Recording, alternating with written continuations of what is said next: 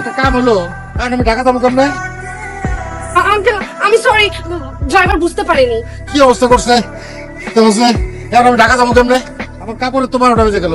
আপনি কোথায় যাবেন? সেটা আপনার কি কাজ? আপনি যদি কিছু মনে না করেন আমি আপনাকে নামিয়ে দিই। আমি অনেক দূর যাবো ঢাকা। তাহলে তো ভালোই হলো, আমি নিজেও ঢাকা যাচ্ছি, চলুন আপনাকে পৌঁছে দিই। আপনার ওই গাড়িতে জি।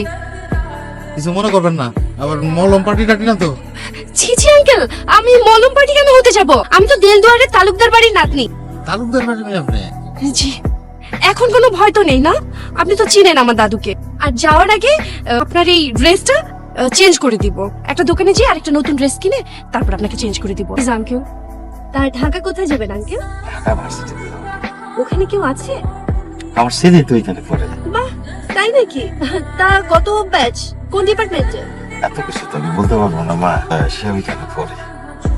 আমিও ঢাকা ইউনিভার্সিটিতে পড়ি আঙ্কেল, তাই জানতে চাইলাম। আপনি মনে হয় সব জানেন। ছেলে কি নাম আপনার ছেলে? জাকির। না, এই নামে তো কাউকে মনে পড়ছে না। আমার ছেলে তো পড়াশোনা ভালো, পড়াশোনা নেই, কারোর সাথে তেমন মিশে না। এই জন্য মনে হয়েছিল।